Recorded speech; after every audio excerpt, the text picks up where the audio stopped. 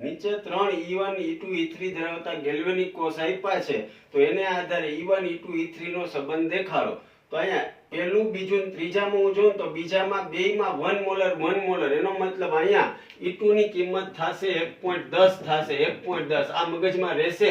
હવે તમારી પાસે સૂત્ર છે E સેલ માટે, E બરાબર Eons of cell માઈનસ 0.059 છેદમાં n log નિપજ છેદમાં પ્રક્રિયક અથવા એનોડ છેદમાં કેથોડ, એનોડ છેદમાં કેથોડ. હવે મિત્રો વિચારવા જાવ તો અહીંયા એનોડ ની સાંદ્રતા 0.1 છે અને કેથોડ 1 છે.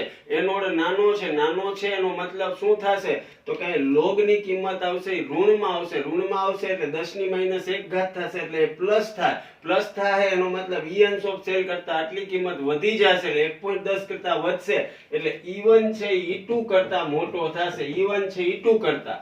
હવે વધ્યું છેલ્લું, તો છેલ્લામાં એનોડ છે એ 1 મોલ અને કેથોડ 0.1, એનો મતલબ એનોડ છે એ મોટો છે અને કેથોડ નાનો, એનો મતલબ લોગ ની કિંમત છે એ ધન આવશે એનો મતલબ ઇયન્સ ઓફ સેલ માંથી આ મૂલ્ય ઋણ થશે એટલે ઇયન્સ ઓફ સેલ 1.10 કરતા ઘટશે. E3 સૌથી નાનો હશે એટલે E1 greater than E2 greater than E3 answer આવશે.